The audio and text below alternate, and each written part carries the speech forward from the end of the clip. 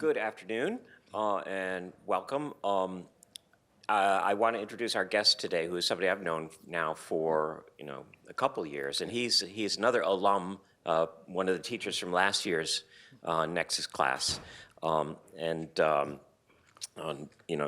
he is an Emmy award-winning director and of the studio head for the MIT Center for Advanced Virtuality. Some of this may be out of date, and if I've got the wrong institution, let me know. He leads the Imagination, Computation, and Expression Laboratory. He's from UCSD and originally from San Diego. Yeah, San Diego, and. He also wrote a fascinating book called Phantasmal Media, An Approach to Imagination, Computation, and Expression.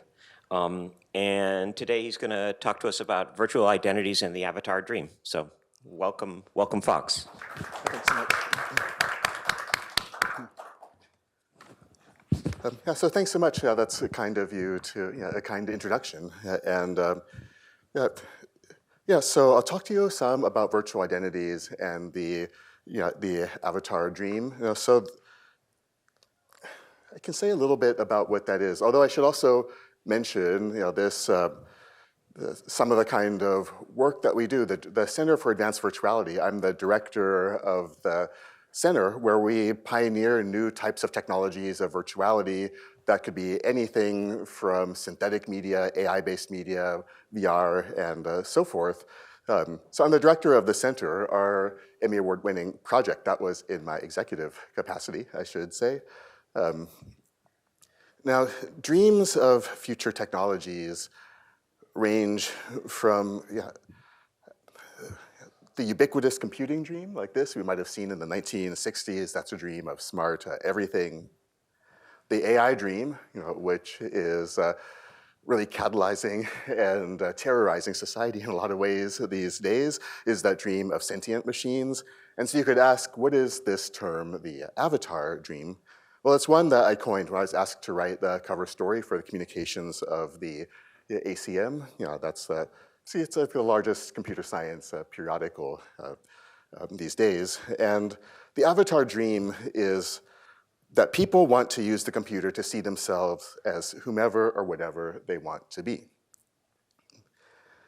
And so, this was the article, Reimagining the Avatar Dream. And I called it Reimagining the Avatar Dream because it's not the case that just using an avatar or being immersed in a virtual world allows you to be whoever you want to be or experience the actual experiences of another. These experiences have to be designed. So we really looked at it as what it means to see this as building the social, technical, ethical considerations into the systems as we are engineering them, not something that just happens strictly from the technical side of the work.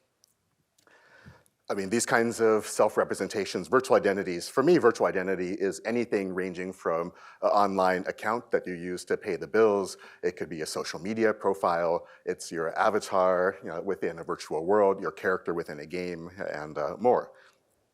And you see just a few examples. So in NBA 2K23, the system that would convert your face scan into an avatar. In PlayStation, just to use your account, people have some type of avatar and more. And so you could say, what are some of the kind of challenges with this? And what are some of the new questions that have emerged? That is, how do data structures and algorithms both implement long-standing social identity phenomena, and how do they change here? And so it's a little bit washed out, but I think you can still see the point. This is from Second Life, the platform that was popular some years ago. And the default shader, the default reflector is the one that's on your right. And it's not, like Joy Buolamwini's work, that's on cameras where different skin tones aren't recognized by different types of digital camera. Actually, the reflector in this wasn't optimized for different skin tones. So you can see somebody wrote a new shader for it, and actually it's quite more luminous and less washed out and so forth when someone just implemented that technical solution. So that's just an example to say that the algorithm behind skin reflectance introduced this kind of new phenomenon that we don't have in some other media. Oh, this is another one that was discovered algorithmically. This is in social media. So for some reason, people like to do this. I don't know why, but look, I just got my new credit card and I posted to social media. And so somebody wrote a scraper and just who needs a new credit card? It was actually just meant to be a kind of tongue-in-cheek sort of intervention. But again, it's this kind of phenomenon of security that didn't really happen in the same way before social media, and it was implemented algorithmically. So one of the ways I think about it is like this. So you can imagine this child using this array of different self-representations, again, social media, games, virtual worlds, and so forth. These social identities are pervasive. And this is in the Final Fantasy franchise, so these are just a couple of the kind of characters there. And as he's trying to decide like, which character to use within it, actually, what we've seen in a lot of different studies, some of my own, Jeremy Bailenson work at Stanford, and others, is that a lot of the values and biases of the physical world find their ways into this type of medium. So actually, it's not that different from the Kenneth and Mamie Clark study from the 1940s. It's been often duplicated since then, and this was a study in which young African-American school children were asked, which doll is the good doll, which doll is the nice doll, which doll would you like to play with, and so forth. And you can see like the majority of them, these are identically colored baby dolls. They tended to choose the lighter colored baby doll. Sometimes it's not always reported, but what happened afterwards, though, is when they said, which doll is more like you, after answering all the other questions, some of the kids burst into tears with their self-realization. So this study actually was used to impel Brown versus Board of Education. That was basically what integrated schools. And we find, for instance, if you read What Video Games Have to Teach Us About Learning and Literacy by James G., he's at Arizona State, he explains in one of the chapters playing a video game and using a character, that, say in World of Warcraft or a game like this, undead. And then this son comes into the room and says, hey, why are you playing an evil character, Daddy? And he has to say something like, oh, well, no, it's not that it's necessarily evil. There's the Alliance and there's a Horde. But it's just, I mean, for the child, it's just like this. It's like red eyes, certain build, certain skin, like all of those things just immediately without any kind of active cognitive processing, just say, like, that's the evil one. But one of the things is that virtual identities impact our performance, our engagement, our sense of self, our perspectives of others, and more. And since these kind of phenomena can be built into virtual identity technologies, it's imperative to consider their social impacts. And so that example, that was one that dealt with ethnicity. But it's also, I mean, it's just anything that has to do with our identity, whether it's our ethics, our fashion, and so forth. So Jeremy Bailenson has a concept called the Proteus effect. So have you guys talked about the Proteus effect here? Yeah, so it's an interesting phenomenon. So it's based on empirical studies where people would adopt in the physical world some of the traits of their character in a virtual world. So Jeremy has a lab. So imagine a room like this. You put on a headset, and then in the headset is a 3D scan of a room that looks like this. So you can run experiments that look like a natural kind of setting. And the experiments might be of this sort. Like you go into the virtual world, you have to do some task, and let's say you help somebody within that task. Then you come out, and then you're asked, oh, would you like to help this person in the physical world before you leave? And people who helped somebody in the virtual world were much more likely to have altruistic behavior and help somebody in the physical world. The same thing with using an avatar that they consider to be attractive. So people who use an avatar that they consider to be attractive afterwards in the physical world actually reduce their interpersonal distance between other people in the physical world. So there are a number of kind of studies like this, blending their avatar with someone that's, say, a politician that they're affiliated with, and they find that they have a kind of stronger affinity for that one. So Jeremy has just run numerous kind of studies about this, and it's called the Proteus effect. It's also been used for, for other sorts of purposes too. So for instance, for fitness or weight loss and these sort of things, using an avatar for motivation, for somebody who's using the system. So the Proteus effect can be used in multiple sort of ways, but the important thing is that what you do in the virtual world has an impact on how we comport and understand ourselves in the physical world. So just to pin down a few terms, for me, virtual identities, I'll explain how I see them coming together. So physical identity are these identity experiences that are informed by history, culture, and values in the physical world, which often manifest in behaviors and actions. And so can anyone guess why I'd say physical world identity here rather than something like a real world identity? Are they synonymous for you, real world and physical world, or are they different? Yes? For a lot of people, it's not as binary. A lot of people have their interpersonal social groups that overlap with their digital personas and groups as well. Yeah, right, yeah. So Sherry Turkle, who Professor Emeritus here, studied that for quite some time, I mean, even back in the 90s. And there's the notion of faceted identity recently in HCI, where we have facets of our different identities distributed across different platforms. So, so there's a lot of ways to think about it there. The other thing, too, is that what we experience in the virtual world, like you're saying, has tangible impacts. So for example, if somebody is harassed and bullied online, even tragically to the point of self-harm, you don't just say, oh, well, that was just virtual. It doesn't count, it's not real. Or if somebody learns something online, you don't say, oh, they didn't really learn it, that was just virtual learning. It's kind of like a breakup over the telephone. It's not like you're not really broken up, it's just mediated by the device. That's one way to think about it. So virtual identities are those, then for me, the computational selves. These are the data structures that are actually used to construct the virtual representation, the algorithms, graphics, all of those sort of things that are strictly on the digital side.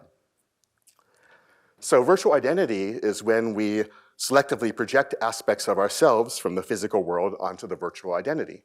So I mean, it's a kind of cognitive projection. So in a case like Pac-Man, you're just projecting your agency to move in the cardinal directions. You're not projecting that much of yourself within it, but in another game, if you're trying to recreate someone who is your own personality or style or play style and so forth, you're projecting more of your own self into this. It's a term from cognitive science, cognitive linguistics, and also Jim G uses it in the same book I just mentioned.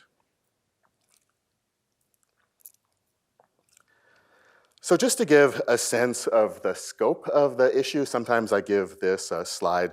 This is about from 10 years ago or so, but this is the global revenue of video games at that time. And do you know what this green bar in the bar graph is? Oh, well, that would be a good guess. Actually, that's film. That's the film industry compared to the video game industry, which I share just because people say, what's the most common form of using popular virtual identities, graphical virtual identities? It's games. Sometimes I talk about games and then other faculty members will say something, oh, that was a great example of research. I'll have to tell my 14-year-old about it. And I say something like, well, the average age of gamers is like 34, 35 or so. And, the global film industry is just this fraction of the global games industry. And anyway, I don't usually identify with this term gamer because we don't say something like, oh, I'm a filmer or I'm a musicer. It's like, what type of music do you like? What type of film do you like? And I feel the same way about games. Like my own mother, I spoke to her earlier. It's actually her birthday today, but she just, let's say in the late 90s, all she played was like solitaire and these sort of things. But then she discovered on a Nintendo handheld, that you can use a stylus. And she always liked medical dramas. And she's found, oh, well, there's a game where you can suture and these sort of things. And began liking that handheld and asked me to find some obscure games since then. And now she's just like every day telling me about the streamers she watches for like Stardew Valley and these sort of things. So it's just to say that, it's really a ubiquitous medium now. These are more recent stats. I just like the other for the bar graph, but global annual revenue of games being 179 billion, film 100 billion, professional sports 75 billion. So again, just it's a narrow lens for impact, but I think it's an important one nonetheless. And I'll mostly skip over these, but they're basically saying that the majority of people across demographic groups use social media and games. The reason I want to skip over them is just because whenever I cite, say, a Pew Center or places like that that have demographic data, usually it's broken down into demographic categories that I myself wouldn't break it down in that way, but it's the data that is out there. And so the same thing with this study that friend Dimitri Williams at USC did. They also duplicated it again recently. This is the original one. Interesting thing was looking at the demographics of game characters. You can see, in games, 86% of characters being male, about 14% being female. And if you think, again, about the demographics of players, it's more around 56-44, last that I saw. So it's definitely not representative of the people who use these technologies. But more than that, it's the racial ethnic disparities become more jarring when you take sports games out, so it becomes much more skewed. But it's also how these characters are being represented. So regardless of ethnicity, so just using even just two, that's because that was reported in the study, said 90% of African American or Black females were presented as props or victims of violence. And it's not like it's a great scenario for others. 45% of white females being depicted as props or victims of violence. Yeah. And this was a study of the 150 top best-selling games. And the issue, this has gone on to, up through the UN. So just a few more stats, 73% of women having faced online attacks, women being 27 times more likely to be victimized on the internet than men. And it's not percent, I always point out, it's times more likely. So I began thinking, what can we do to try to assess the state of these kinds of technologies and to try to do better? And what would be some ways to also document these kinds of phenomena? So one of the things we thought was, can we turn the lens around with AI technologies? And that means a lot of people talk about bias being built into AI systems. We thought, can we expose it using AI systems? So just to give one example, so people here know the Elder Scrolls series. Skyrim, the sequel to this, was quite popular. For people who don't, this is just to say, when you create your character, the degree of customization that you have, in terms of your stats, abilities, and so forth, but this is just the menu, just for your face, your cheeks on your face, so you can see if you have 5 sliders just for that, you can imagine how much customization you have in this game. And they have a lot of fantasy, racial types, you have your numeric attributes like you do in a lot of role-playing games. So some things we don't need AI just to see. So for example, you can say, if you happen to be an orc or an Argonian, then if you're the female character, you're going to be 10 more points intelligent than your male counterpart.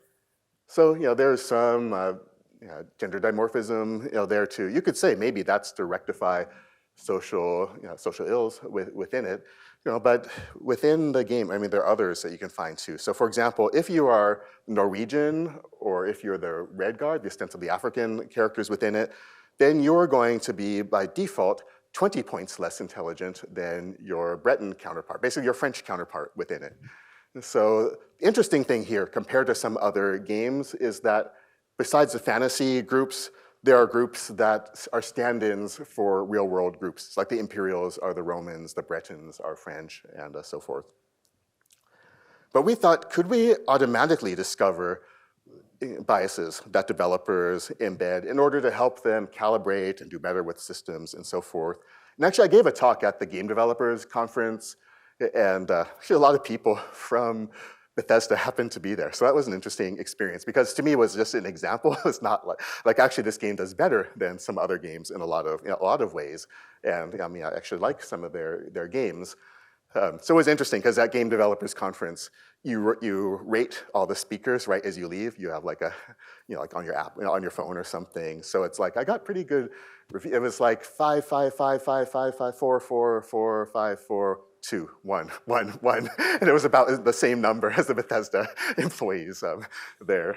So that was kind of interesting. But they asked a lot of questions too. And one of the things I suggested was, well, what if you just like decouple it from the group, but you have something like background, like you do like in 5e, Dungeons and Dragons and so forth, and then you just say, based on your background, like you might be more, trained in book knowledge or other sort of knowledge. It would be like a small like hack for their system that could make it like more equitable and maybe more reflective of reality in a lot of ways. Based on like how people are actually raised, not just their group. So what we did, we used an approach to clustering. If you're not familiar with clustering algorithms, essentially, I'm talking about unsupervised approaches to finding commonalities within data sets. We use an approach called non-negative matrix factorization or archetypal analysis here. And so what that does is instead of clustering based on these kind of shared attributes like this, it tries to find extremal types to best describe the entire group. So we'd use something like k-means to find like some number of types within this in order to describe the group. So I'll show what I mean. So like we could have used 3 or 4 or 5 to draw these lines that will enclose this group. You try to find the one that will best include the highest number of them without having like outliers and spurious data. So there's some finesse to finding the right number. And then these extremal types will be used to characterize all of the different instances. So for example, let's say each of these data points were birds. We're trying to classify birds. So a typical bird might be something like a pigeon or a robin or a dove or something. They would be somewhere in the middle. An extreme type might be like a bird that talks, like a parrot, this colorful bird that talks. Another one, like a penguin, that doesn't fly and only swims. So that's a kind of extreme type. And this one, it's really angry, kind of like bird. So you would say what's in the middle would be something like this. This guy's the penguin from the Batman films. So, so he talks, he's angry, and he's a penguin, right? So 1/3 of each type. Right, and so they actually use this kind of approach in sports analysis. So you might have defensive players, offensive players, and so forth, and then try to characterize everyone based on those kinds of types. So what we did was take Elder Scrolls game and first find some extremal types. And you can see they look like stealth-oriented, intelligence-oriented, strength-oriented, but I would emphasize that we didn't go in there and say that these are the typical, because people will know that that's a typical type of play patterns you might experience, type of characters you might experience in a lot of games.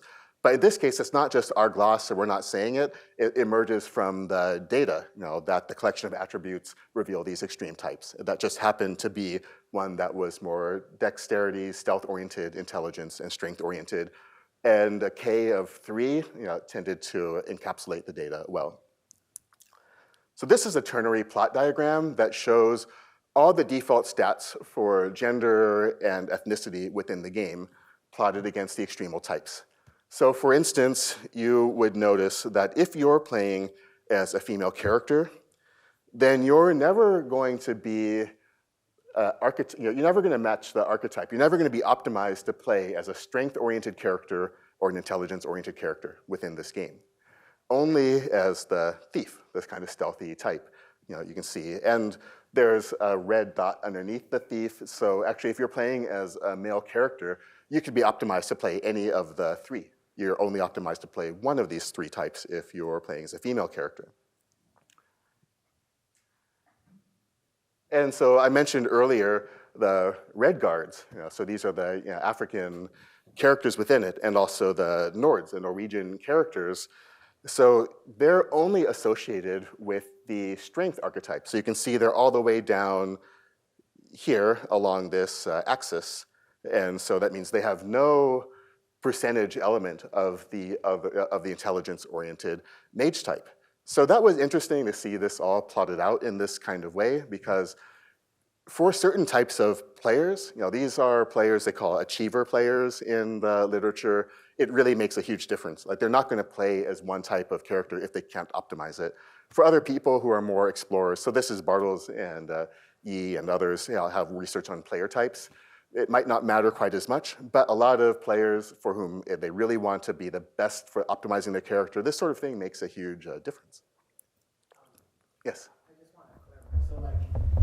So for example, this graph is showing if a person plays as an orc, female orc, that's the tendency of people play characteristics that they. No, it's a good question. So what it means is I took in all of this data that's here, all of the defaults for their attributes, and according to both the gender and the in-game, they call it race, but it means also fantasy races too.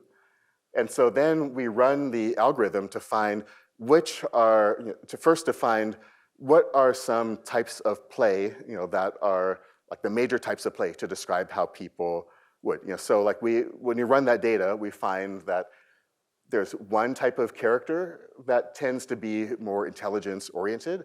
You find that there's one type that tends to be more strength-oriented and one that's more stealth-oriented. And so k-means gave us some collection of different attributes that could best describe all of the instances per gender and race within the game. And so then we plotted this out for how close we are to those sort of archetypes. Basically, it's finding what are the archetypes of play within it. And so in terms of the default, that means if you're going to play as a female character, you're only going to be optimized to play the thief archetype. And you're not going to be optimized in terms of your stats to play the fighter or the sort of mage archetype. That means if you play as a female character, regardless of your ethnicity within it, then you will tend to have higher stealth and speed and those sort of things, and lower intelligence and wisdom and that sort of thing. Okay, so does that help? Yeah. Okay. Yeah, so actually, if one interesting book on this that looks at classification systems across a number, medical examples, apartheid South Africa, which is where this is taken from, as well as mental health and other kind of areas. It's an MIT Press book called Sorting Things Out by Jeff Bowker and Lee Starr, which is quite interesting. And essentially, it's about how these classification systems end up impacting people in the physical world. So it's just to say that actually people end up implementing these types of systems within games, even inadvertently.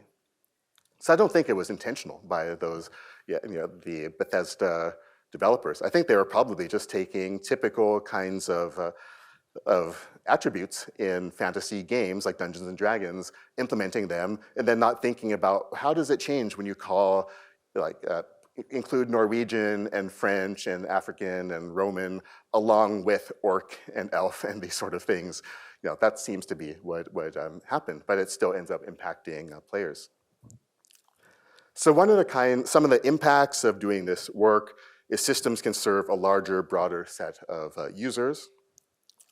Designers have techniques to ensure equity of their systems. Policymakers have quantitative empirical evidence to support assessments and ratings of media. So those are just some of the kind of benefits.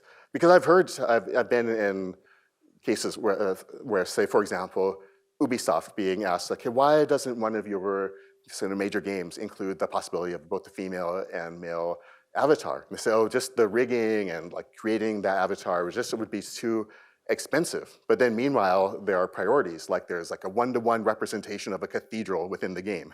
So it's so it's clearly not just, but it's priority, it's not only cost. And so sometimes also suggest techniques that wouldn't be higher cost, but would actually probably increase the player base within the games.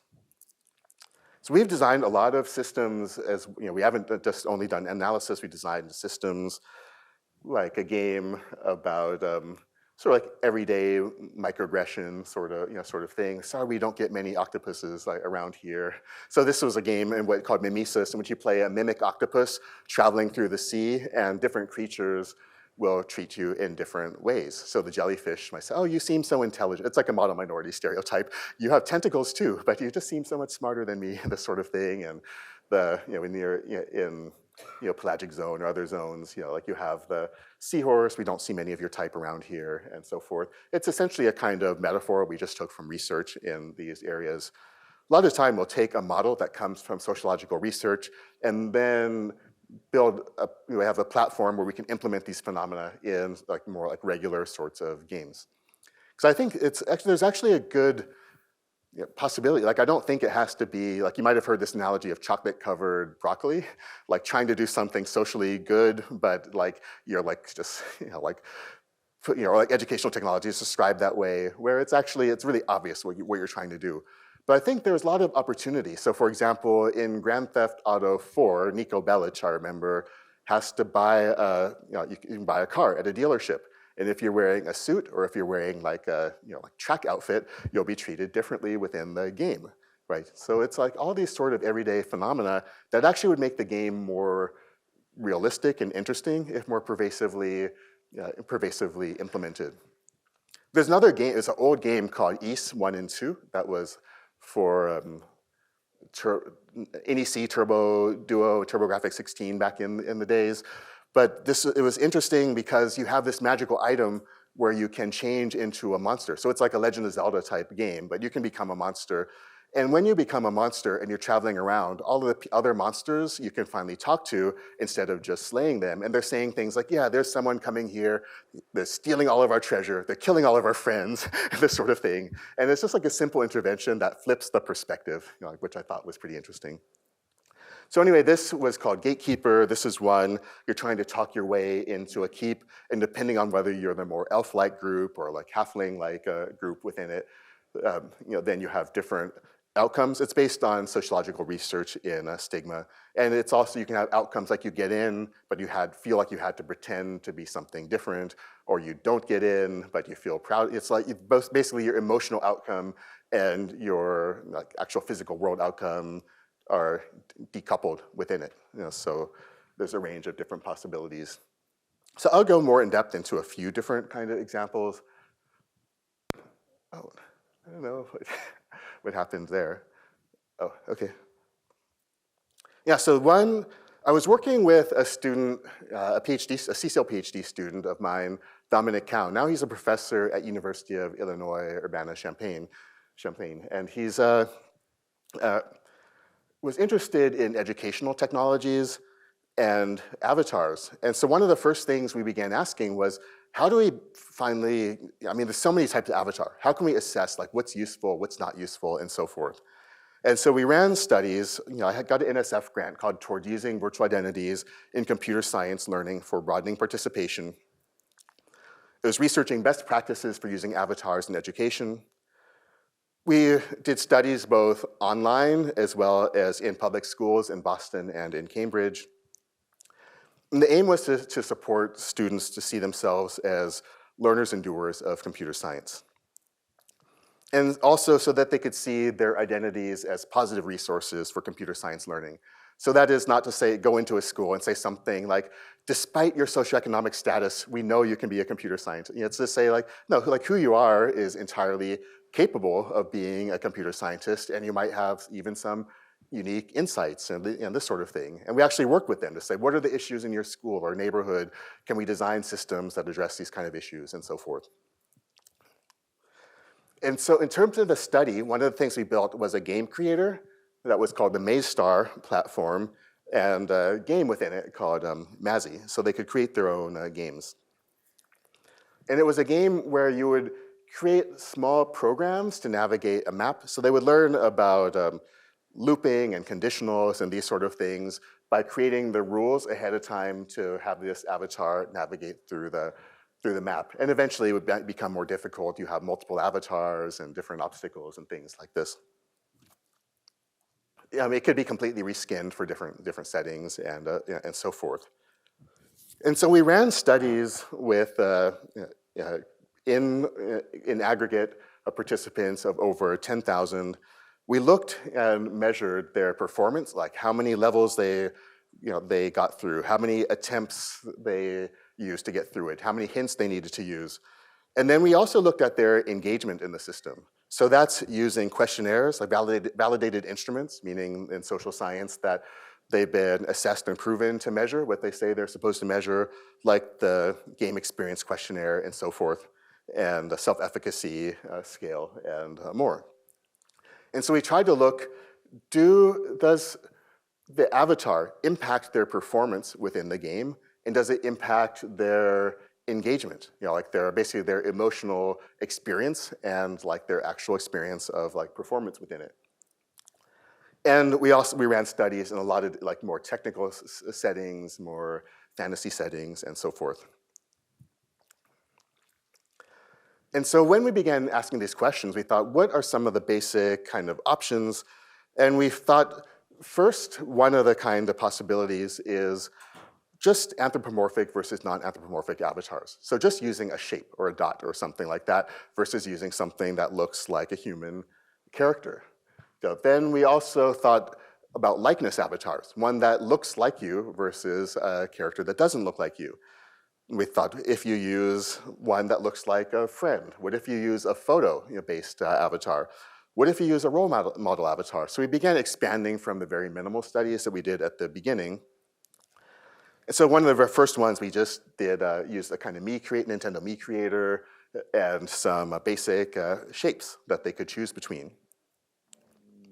And so so in terms of the outcome, that was interesting that players using the shape avatar seemed to report higher engagement than those using the anthropomorphic avatar. So that was interesting at the beginning, or I mean, compared to the likeness avatar here. And so we could ask, like, why is that? Is there some issue with playing as themselves within the game? So I'll say more about that in a moment. Higher engagement when using the shape. In another experiment here, we found that players using the shape avatar also rated the game higher and completed more levels. So that was also pretty interesting compared to an avatar that looked like them. But one of the things we began to notice was it wasn't uniform across player groups. So you could say all things being equal, an abstract avatar was more effective for performance and engagement, so that we could say something like one like Little Big Planet, like a very more abstracted avatar compared to one where you look like yourself. Wouldn't that just always be better for kids? But that was not the whole story. So we began to look at, actually I'll spoil one part of it, which is just to say, it turns out that it was the highs were higher and the lows were lower when you're using the likeness avatar. So if you're doing well, while it looks like yourself, you actually feel good about yourself, but if it looks like you and you're not doing that well, you feel badly about yourself. So that was actually what the results were revealing. And then it also depends on the group. So for example, the face photo participants tended to say the game was harder, but face photo African-American participants, like the Kenneth and Mamie Clark study I showed, said that they had less emotional investment in the game. But when using a role model avatar of the same background had higher investment within the game. And same with role model South Asian participants. And for people who performed, regardless of the demographic group, they just performed they had lower performance overall in terms of the number of levels and so forth, had higher performance when using a role model, which was interesting. And anyway, you can see some of these kinds of effects. And in fact, what it was showing was what Claude Steele, a professor from UC Berkeley and Stanford at different points in his career, had this notion of stereotype threat, this empirical notion, which is people will perform up or down to their perception of themselves within a domain. So for example, with achievement tests, gender was one of these kind of issues in computer science because of the stigma faced with a lot of girls going into computer science at that time. And so what they found was if you had a questionnaire for gender, where you just check a box ahead of the computer science achievement test, then girls would do worse on the achievement test because you've triggered that frame in which which society has said, oh well, this is an area that's less for you. Compared to putting it at the end, the scores actually went up. And so this has been duplicated over and over. But if you trigger a frame where people think that they should be high achievers based on society, then they actually have tended to do better on these kinds of tests. And so one of the things we were interested in was, can we mitigate that kind of effect? Can we, and what we found was one of the best conditions was successful likeliness. When people are doing well, you show their avatar, and when they're not doing as well, you just pop up like a dialog box with no avatar. It's very simple, but actually, it's an idea that it's reinforcing people's self-image with success within that kind of domain. And that was actually the best performing condition out of any of the studies that we did. Anecdotally, this was kind of fun. This was just some of the things the students said. Like, I planned to stay home and play Xbox, but this was way better. This was cool. I have new ideas on a character I want to design. I was really nervous, but wow, I can do this computer science stuff. So that was gratifying to see. I could say more about it later. We also deployed it internationally. So in Qatar, I was doing a 3-year study on virtual identities in the Middle East and North Africa. And also, so we basically have deployed it internationally too. So a few other examples before wrapping up. So I'll do this one. I'll go quickly through them. So Grayscale was a game that's using our Chimeria architecture. That's this patented system for representing social identity in computational narratives. This was one about sexism in the workplace, and there's a model, one of the most prevalent ones in social sciences, called ambivalent sexism, which is started from a Fisk and Glick paper from 1996. Essentially, it's a way to study both what's called hostile sexism, the really overt type, that with Me Too movement and so forth, we're all very familiar with. But they also were interested in sort of everyday sexist experiences, like in the workplace and so forth. So for example, complementary gender differentiation, like, oh, you must be good at this type of skill, but not that type of skill, like that sort of thing. Or protective paternalistic attitudes, like, hey, let me help you set up your computer, like as if someone wouldn't be able to on their own. So it's studying like all these types of phenomena as well. So we built a system. We thought, like, what would be useful in a kind of corporate setting? We made a game that looks like an email system, and you're playing as an HR manager. And so messages come in, they're aligned with different types of the kind of sexism revealed within the ambivalent sexism inventory, and you navigate the space. And you have these kind of decisions, like, say someone named Rob writes to the company, hey, and this is like to the entire list, our company has a dress code for a reason. Yoga pants are A, unprofessional, and B, distracting. This is an office, not a gym. Please show some self-respect for yourself and for others. And so you have to decide, like, what do you do when this person like sends this, like, blasts it to the entire list? Do you do something like, hey, Rob, it's not your responsibility to police your coworkers' clothing? Do you just tell everyone, like, hey, just refer to the manual on clothing and so forth? And so you have a series of these kinds of questions, ones where you get similar CVs that are described by someone with different adjectives, like, oh, look at this beautiful CV, look at this high-performing CV based on gender. So you have to make all these kind of decisions within it. And it's mapping how much you're falling into these different kind of categories of the kind of it's called benevolent sexism, but it's not like good benevolent. It's like benevolent dictator, right? That's the way I would think about it. So like how much you're showing each of the kind of and also hostile, like including inappropriate intimacy and these other sort of things within the space. The system measures how much you're showing each kind of characteristic. Is it fluctuating over the course of the experience? Is it fluctuating while increasing, decreasing? And based upon that, we have different kind of outcomes. There's a huge range of narrative possibilities. This is just a chart of narrative paths. And also just different endings. Like, Grayscale has concluded that morale at your branch may have been better if you had intervened more. The current issues are going on that are going to be it would lead to bad press, do something about it. So it's also showing the kinds of like, the motivations might not always be for the right reasons in some of these kinds of settings too. So anyway, it's just to be it's called an epistolary narrative. Epistolary narratives are those narratives like Like Dracula, it's like told over a course of journal entries, or ones that are told a series of letters. In this case, it's a series of emails. And so epistolary narratives are just these ones that are based on correspondence.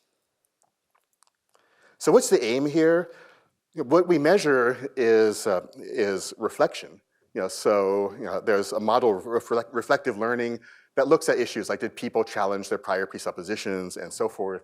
So that's what we're looking for. And the analogy I give is, because people say like, what are you trying to do with this kind of game?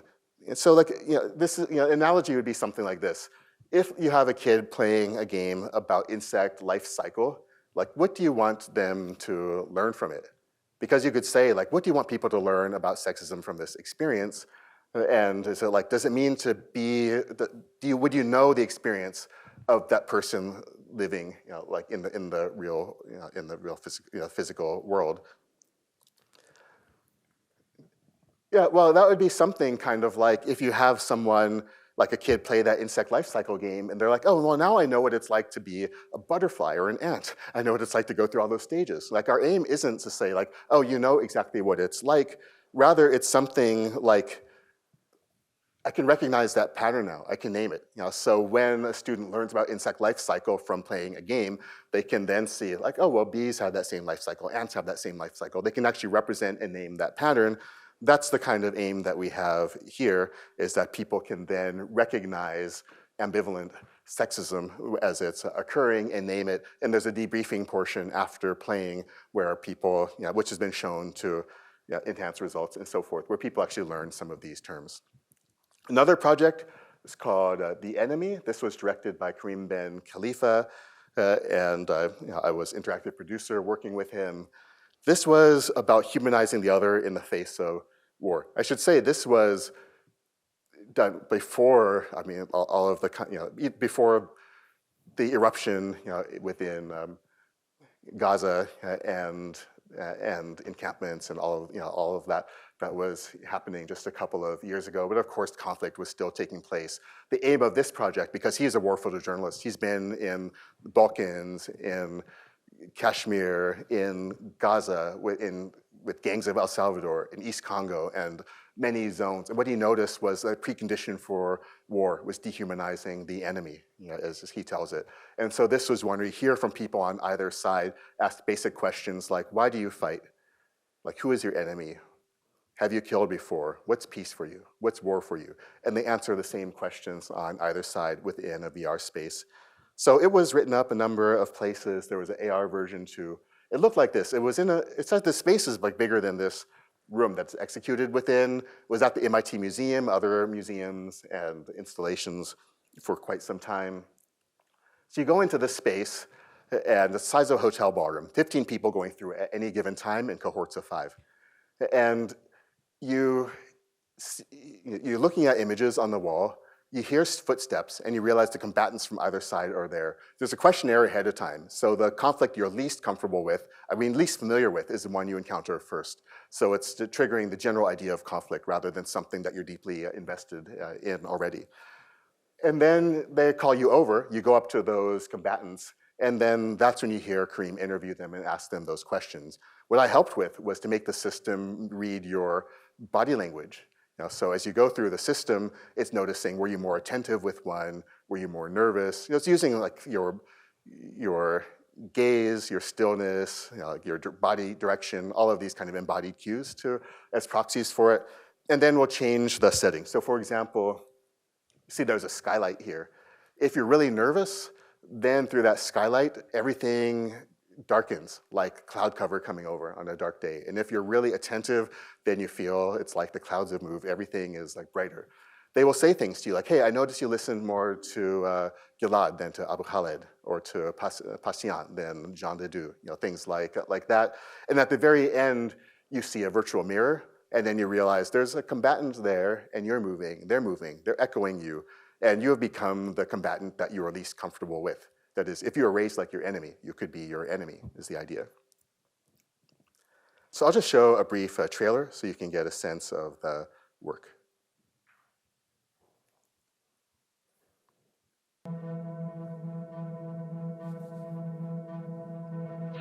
Wow.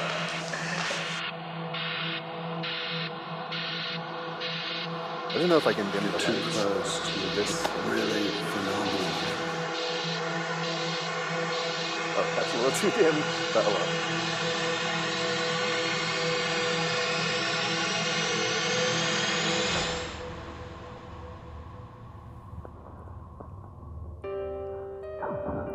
The Enemy was born out of my frustration as a photojournalist and war correspondent. For almost 20 years, I have photographed conflicts and witnessed the consequences of huge geopolitical shifts.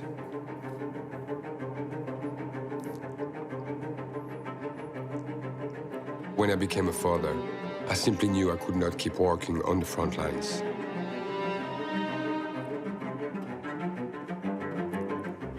Yet, I was not done trying to understand wars.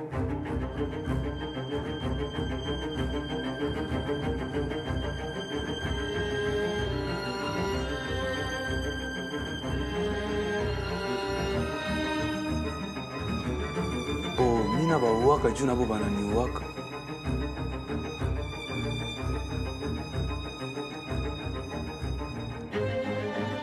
My friends in Israel, when they know I'm heading for Gaza, can't help themselves but to wish me luck and to stay safe.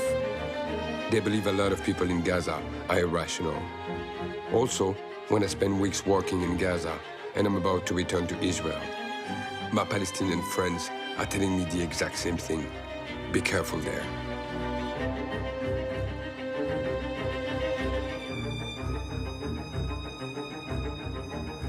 The project is rooted in my experience as a war photographer, going from one side of the front line to the other, and finding that the fighters' dreams, hopes, and nightmares are often more similar than they are different. So there is a bigger story than the war itself, and this is the one I want to explore and share. For the Enemy, I am using the latest technologies in virtual and augmented realities, so you can engage directly with the combatants and meet them, hear them, and feel them the way I did. In many parts of our world, you create an enemy as a kid without having met your enemy, because the society around you has created an enemy in the other. So the question is, could I be you if I was on the other side?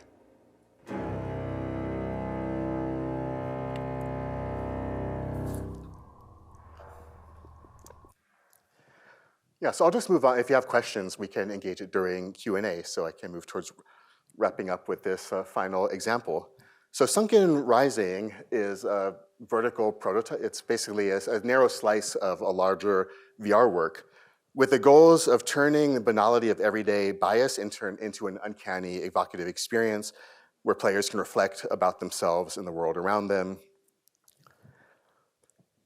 And so I'll say a little bit about it. I wanted to aim for a style that was more like watercolor and less hyper-realistic, and to bring in some kind of magic realist moments to take it away from these kind of moments. I mean, it was inspired, you might remember, there's a case of experiences like the bird watcher in the park who, like, the police were kind of like weaponized, like calling the police because he complained about a woman's dog, things like that. There was just like there was an eruption of hashtag living while black. That was like people doing everyday things like swimming in a pool at the hotel that they were staying at and things like that, and being exposed to everyday types of discrimination. And there was just an eruption of these, like a student at Naropa University picking up trash at the university, and eventually the police pulled a gun on the student saying, "What are you doing there?" Where the student said, like, "I'm a student here and I'm cleaning up trash. Would you like to see my ID? It's in my dorm. Like, where do you live? Like, I can walk you in there." And it just escalates from there. And so there are just a number of these kinds of cases, and its response to those. So this is just some of the artwork, that was, influencing the work, so of like various painters. This was Jason DeCare's work, where he puts these sculptures in water, and then this kind of encrusted, barnacles and coral and things grow on it. So we use that as a metaphor. Like as people become more biased, we'd have these sort of things happen in this underwater space. Represent the social current within it, and essentially it simulates a real-time experience of encounter between three strangers taking place in a metaphorically submerged world where you play as the social current to orchestrate the characters' emotional states and verbal responses in this conversation. It was based in about a year of research on bullying and the role of bystanders in these kind of scenarios, so that's what we focused on here. I'll just play the example. Again, there's a lot of, because this is not a full experience, there's a lot of instruction within it that gives some sense of it. And also at the very beginning, before you click and play, there's a loop where the characters walk, and there are some audio clips that are taken just from the news around these kind of issues.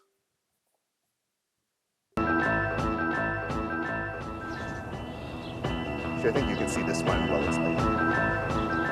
Neighbors are calling in that you guys are breaking into the place.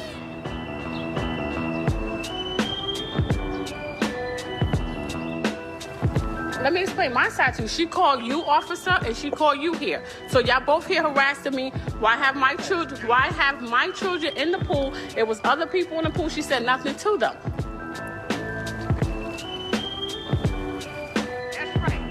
Are you kidding me? You feel like there's only one iPhone made in the world? No, okay, then show me the... No, you get a life. The video depicting a distressed woman claiming her iPhone was stolen by a teenage boy.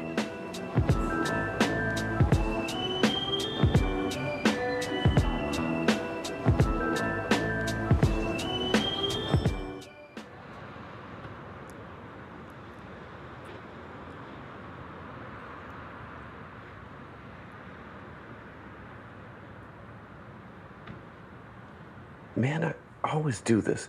Which pocket did I put my keys in? Are you going in? As soon as I find my keys.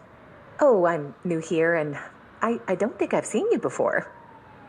Is everything okay here? So say this is actually, it's based on a real experience that was just documented. You are the social current. You can influence how the scene before you plays out using your hand gestures. Raising your hands will empower Malcolm. Lowering them will dishearten him. The speed of your gesture determines the level of skill with which he navigates the encounter. In other words, his social competence. Slow yields more social competence. Fast yields less social competence. Try both gestures now. Remember to press and hold the triggers for the duration of your movement. Now choose how you want to influence Malcolm. When you are ready, press A on your... I'm going home to my apartment now. I belong here. I know I live here. Who are you? Some kind of bang ganger? Why are you trying to get in this building? Lady, I already told you. I'm going in now. As the social current, in addition to influencing Malcolm, you can also influence Chastity. Pulling your hands apart will increase how physical her response is, while bringing your hands together will make her response more verbal. The speed of your motion determines social competence. Slow yields more social competence. Fast yields less social competence. Try both gestures now. Remember to press and hold the triggers for the duration of your movement. Now choose how you want to influence Chastity. When you are ready, press A on your controller to confirm your choice.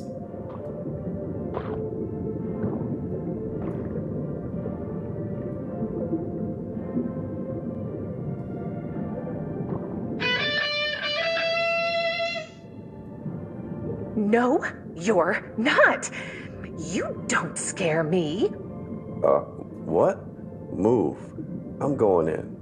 Finally, you can also influence Arun, our bystander in this scenario. You can pull him towards... Yeah, for the sake of time, I'll just fast forward a little bit. When you are ready, press...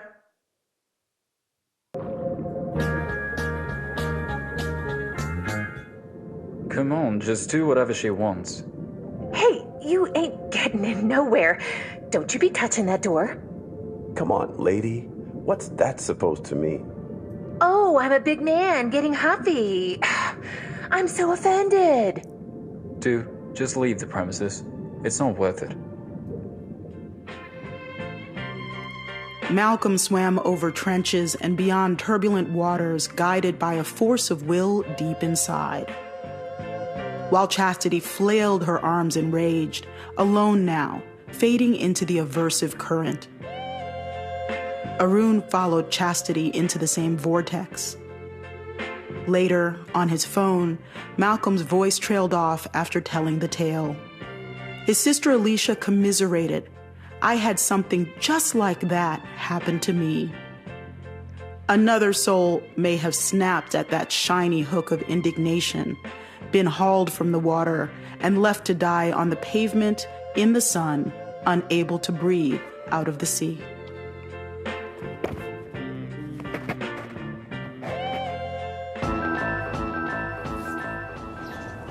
Yeah, he's a realtor. Okay. That's good news. Sweet. Basically, in that one, the person was a real estate agent. Yeah, good to go with my friend. We're just showing them the house. The iPhone was discovered Black in a people? Uber. It wasn't actually stolen. So I just have the final end of those scenarios. And the idea would also be that those different roles, the different backgrounds of those characters could be swapped and interchanged. So it's not always just fixed with each of those people in those particular roles.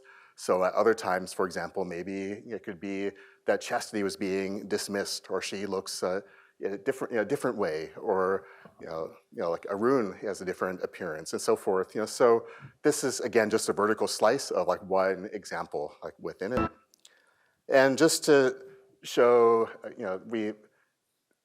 basically it's different axes like X, Y, and Z that you can move along to influence the different characters' reactions. So this is just a bit about the behind-the-scenes design.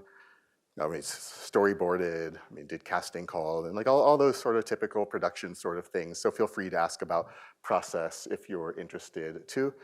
And this you can also ask in, I'll finish up now, but I've taken some of this work just into popular culture, wrote an adventure, like an actual Dungeons and Dragons published adventure that takes social themes within it, and it's the first entirely non-Western based book by people from those various backgrounds within D&D. And so if you're interested, my adventure was called Night Sea Succor, and it's a kind of African diaspora-based story where you have to choose between factions. Like, are the people in this new land a completely new people, or are they carrying forth the traditions of the past? And like that's tied into your choices, combat, everything within the game. And so feel free to ask more. That was an interesting process working for like a huge commercial game. And so just to end, I'll just say the impacts of doing this kind of work are to invent new forms of art and entertainment, engage people about social issues in a reflective way, and simulate social phenomena. And I started saying virtual identities impact our performances, engagement, senses of self, and perspectives of others. And since biases can be embedded in virtual identity technologies, it's important to consider their social aspects. I mentioned the avatar dream, and I said that we should reimagine the avatar dream as an empowering vision in which considerations of its social impacts is intrinsic to the act of inventing it. So, thank you.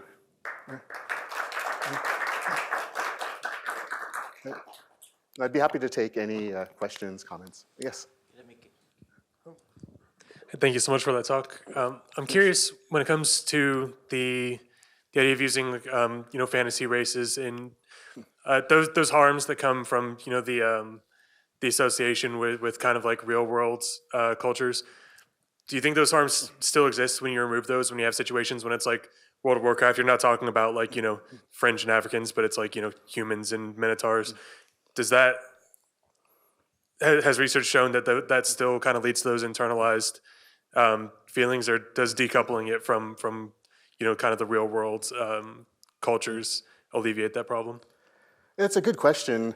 I haven't seen empirical social science research on it. I've only seen humanities research where people talk about things like, was Tolkien actually talking about real world groups when he created those various groups of elves and orcs and so forth. And so I've seen some work that finds some, that looks to see that even that kind of fantasy work has some implications for the physical world. I don't know in terms of actual performance and so forth, but I do think it's interesting. Like we did a study actually where we had people create avatars in Elder Scrolls game with Nintendo Mii Creator and Sims.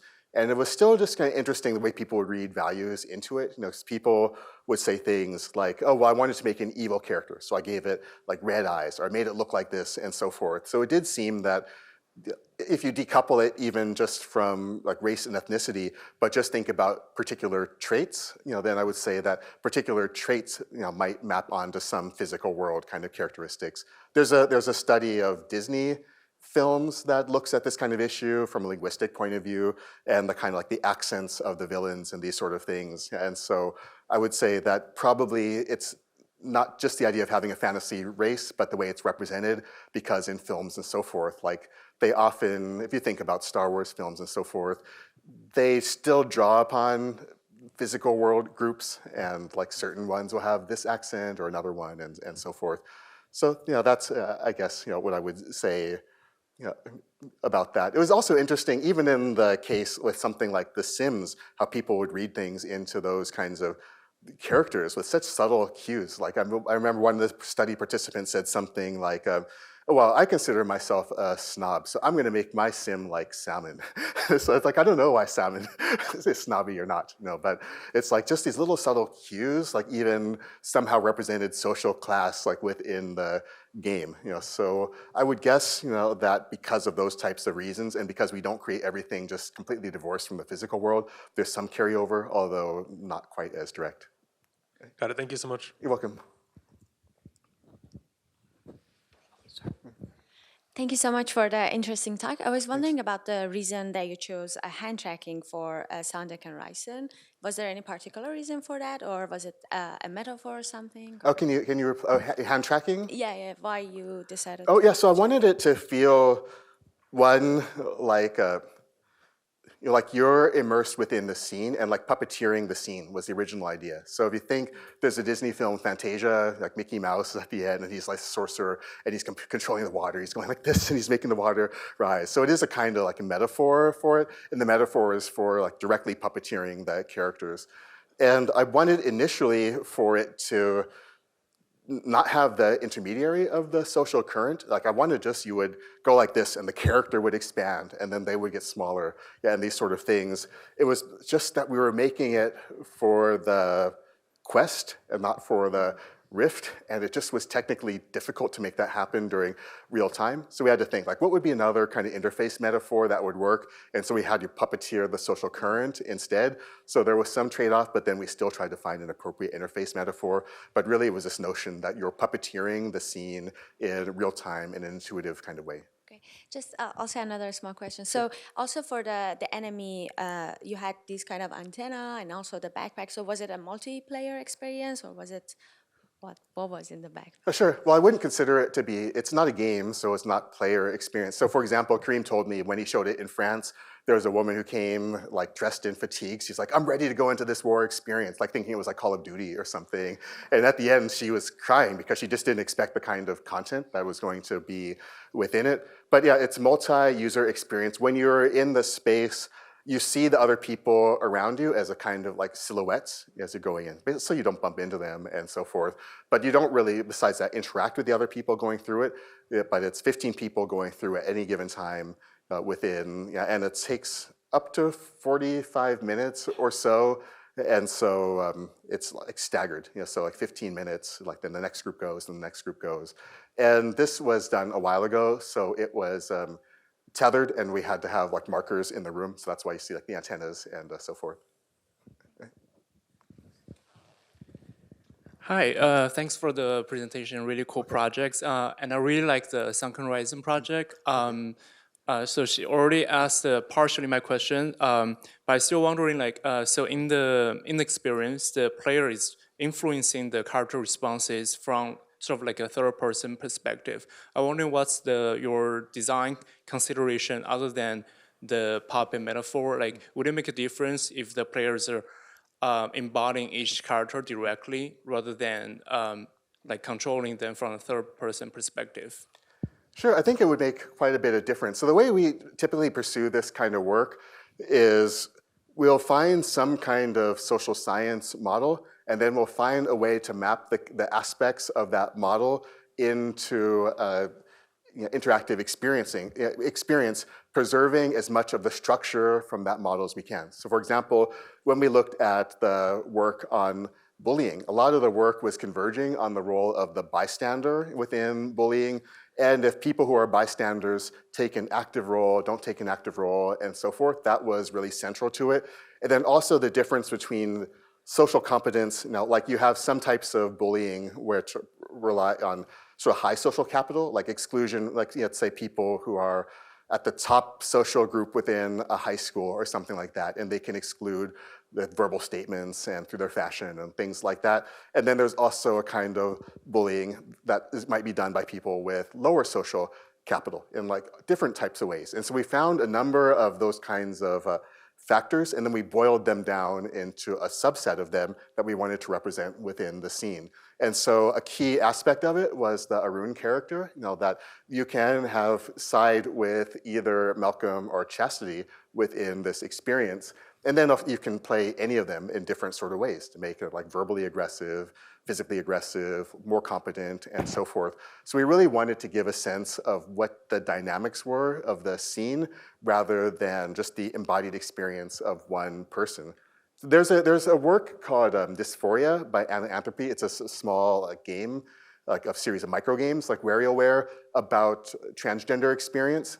And so some people ask, like, okay, is that to teach people who are not transgender what it's like to be in that social group? And the author of it, Anthropy, said, like, basically, like, no, that's not the case. This is an autobiographical work. It's about my experience. It's not to teach people, like, this is what it's like to have like some generic kind of transgender experience. And so I kind of distinguish between those types of works, like ones which are about conveying like a kind of autobiographical experience, and one which is trying to convey like a system at work. And that was the aim here, was to show like the interaction between these different pieces within the system. Thank you so much. You're welcome.